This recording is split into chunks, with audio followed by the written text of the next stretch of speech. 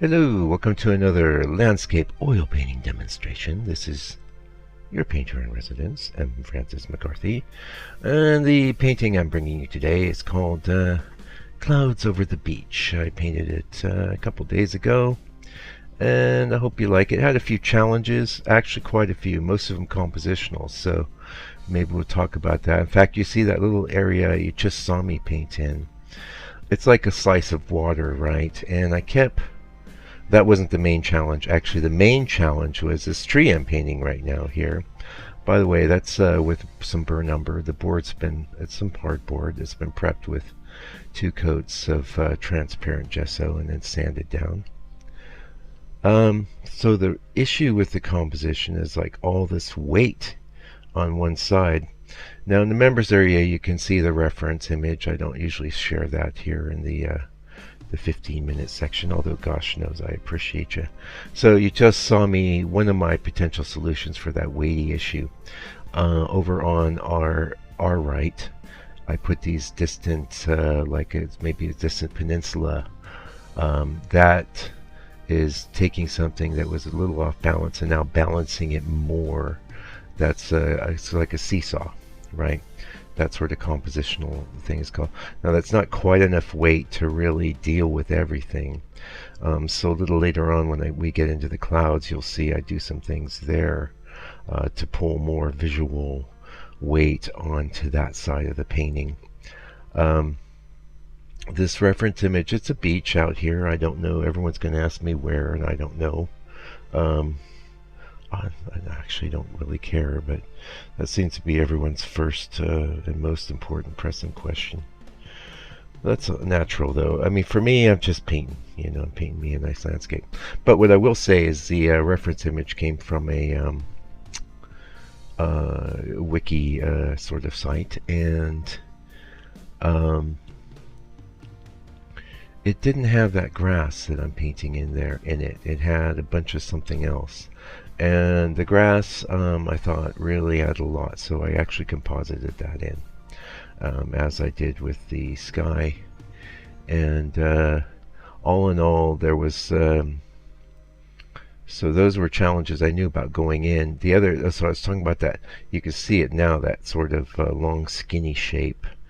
It's too long for the composition. What I ended up doing was, in the reference image you had this, you see the bay kind of curves slightly. I made that curve more intense. One thing that would have helped too would have been to bring those like islands or peninsula on our left side in further, but then that would have closed off the water and would have given us not the right feeling. It would have been more like a lake, and I want it to be more like a more open body of water, like we're in a series of bays, you know, that sort of thing. Clouds, okay. What you can see there, actually, it's just start chucking in some purple. You can do a lot with your gray clouds, a lot more than you think. You might just think, oh, it's gonna be black and white, and maybe, oh, Mike said I could bring in some yellow ochre, which he should. Okay, a couple things going on. First of all, just with the grays, you should tilt those grays warm or cool. So the natural gray that you get with the lamb black or ivory black and white is a very cool gray. You can make it cooler by adding some blue to it. You should warm it up. You should play these cool grays off the warm grays. If you look out the window, if there's any gray clouds in the sky, you'll see that, unless it's just a big bunch of muck or whatever, but on a regular, like, cloudy day where you got some distinctive clouds, there's always the cool gray playing off the warm gray. Now, I'm not a weatherman or a physicist or anything, so I really couldn't tell you why that is, but if you notice, it is. And so one thing you can do is really play that up in your depictions of clouds and your paintings. Really play up the cool against the warm. Other things I like to do is, like, I'll chuck in some purple. That's the old diox purple. I like to throw in crimson. I'm not afraid of, here we're going to go with a little bit of pinks, and it doesn't even necessarily make it like it's a dawn scene or something. It's just throwing some color in there, and that's a big tip for you. big tip here at 4 minutes and something.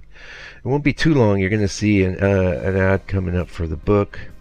We're almost done with the first printing, and there were a couple changes in the second printing. So that first printing is extra collectible now, just so you know.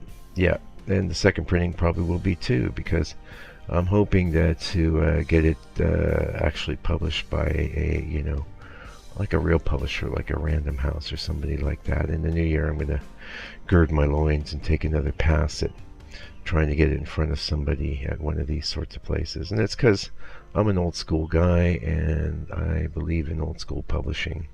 Barring that, I may end up going with some sort of Amazon thing, but this me printing small runs and running to the post office is working okay. And what really makes me happy is that it's getting out in the world, and unlike things on the internet, a book is a book and it will be there for a long time. Okay, so we finished now. You know, it's working with clouds with a student of mine this week. Always lighter towards the horizon, always, and don't be afraid to really play that up. Always have a progression. Sometimes that may not show up in your reference. Ignore that in the reference, and always install a bit of a progression. Also in clouds, I like to play off the brights against the darker tones. And you can see, like I was saying, I put in those darker cloud masses on our right to help weigh against the pineish tree on our left. Anyway, here comes the book. 5, 4, 3, 2, 1. I gotta animate that ad. Hey, do you want to paint tonally? Do you want to paint better? Tired of trying to find the info you need on this channel? There are thousands of videos here. You could watch for days and not find the info you're looking for, until now. Introducing my new book, Landscape Painting the Toneless Way. Everything you want to know in one place. Order your copy today, Landscape Painting the Toneless Way. Yeah. But I'm trying to, lots of people have been, yeah, you can click on the link below or go to my website. It should be pretty, I keep getting messages from people that aren't finding it, and I thought I'd made it pretty clear, but obviously I didn't, because, you know, I'm getting messages. So now it's right there on the home page. There's a link up at the top in the menu. It's in the top of the store. You can't miss it. And there's only a few left in the first edition. I'm kind of sweating a little because things shut down here in around Christmas everywhere, but especially here in New Zealand. And I'm hoping the book publishers or printers, not I'm the publisher, will get these get that reorder to me before the long shutdown between Christmas and after New Year's. So let's all keep our fingers crossed, because I want to keep getting them out to you, and I appreciate the support. And I know 55, it seems like a lot, but I'm making next to nothing on it with the shipping and the cost of the small print run, but I'm still ecstatic to be doing it, and I'm actually recouping my printing costs so I can print more, and that's what I'm about. I want to share this information, get it out in the world, get it into your hands. Yep. Anyway, so yeah, I've been doing a lot of beaches lately, you noticed that, and challenges, you know, the sand, all the different tones, the getting the right amount of darkness. One of the first big ones I put up on the channel, I keep looking at it and people giving me feedback on it, and it's got a bit of an issue in the sand area and in the wave area. I might pop that back on the easel over this holiday period and fix it up a little, try and fix it, you know. Subtle things, still saleable, you know. There's a threshold, though. I'm sure you've noticed that with your own work, you know. Between things you think, oh wow, this is really good, and everyone's telling you it's really good, you know it's really good. You're going to hit a couple high water marks as you engage with your painting journey. I recommend actually hanging on to those and not selling them. It might be a great temptation for you to monetize your work, especially early on. It is a great feeling for people to take some of their hard-earned money and exchange it for, you know, your work of creativity. However, sometimes it's good to have those things around, those high watermarks, so that you can kind of remember your painting journey. And of course, the tough thing about say you're doing a really good, you've been doing paintings and they're all of a whatever, and or they're bad, uh, but you did one that's really good. Everyone knows it's good. You know it's good. And you're like, oh, okay, now I'm on my way, man. I'm doing it. I'm doing it. Then you do another painting and it's right back in the middle, right back in the just okay. You're like, oh, it happened to me more than once. It's tough, but this is my advice to you in that regard. Don't get too hung up on the good ones, the bad ones, the middle-ish ones. Finish it to the best of your ability. Don't take forever to do that either. Just get it done, and then do another one, then do another one, and then do another one, and just keep going, because that's where it's at. If you want to get any kind of mastery with painting, you have to be way more engaged with the process of painting than the results of your efforts, okay? And that's not to denigrate the paintings in any way. As I was telling someone today, just looking at all this AI stuff going down, the incredible visual work that the AI overlords are pumping out with their what it does is it looks at hundreds of millions of paintings or photos and synthesizes those. You type in a sentence, it gives you an image, and as an illustrator, I was doing that. I was getting a brief from the buyer or from my boss, and creating an image based on that, using my creativity.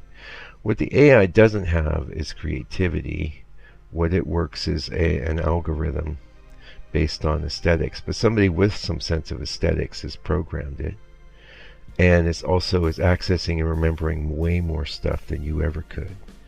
So it's interesting, and getting to my point in my slow but sure way.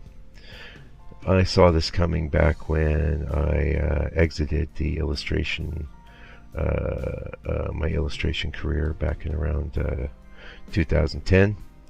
I saw it coming.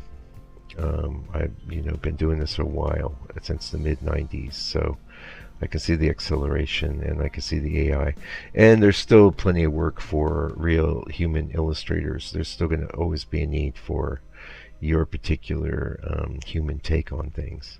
However, a heck of a lot of work could be done with this AI, and even the AI utilized by an artist. That said, getting to my point, a painting is not just a two-dimensional image. You're looking at this and you're perceiving it as a two-dimensional image, and it does present that face to the world as a two-dimensional image. But the reality is, the true reality is that it is a object in the material world, a handmade, handcrafted, one-of-a-kind, irreplaceable object. You could take, and I do take, very, very good photos of my paintings when I get around to it. Even this, the video in the members area is 4K. I mean, you can see the wings on a gnat's rear end there, pretty good. All of that's just representations of the art of the painting itself. You could make a print. You could sell 100 of them. You could sell 100 of them for $100. That's fine. I'm not that interested in reproductions. Actually, not that interested in reproductions because they're not that difficult to do anymore. It used to be that to get a reproduction made would cost a lot of money, and that's why there was a market for signed and numbered reproductions. I digress, though. Paintings are the most valuable things in the world, just about. And if you don't believe me, let's put that Van Gogh irises, let's put that on up for sale and see how many billions and billions of dollars that goes for. How irreplaceable is that? Or something like the Mona Lisa, right? Couldn't even put a price on it.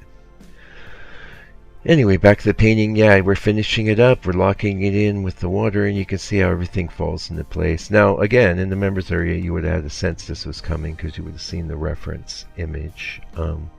But I think I did a good job balancing all the different elements and making a nice painting. I I'm quite fond of it. I think it's got a nice feeling, and yeah, I'm happy to sell it. It's going to be in my store for a nice, fairly modest price.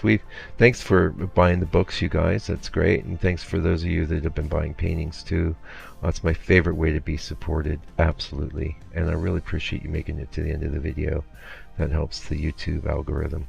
Anyway, till I come back with another video, do me a favor, do me a solid. Take good care of yourself, your family, all your loved ones. Stay out of trouble, and God bless you and your family. Merry Christmas.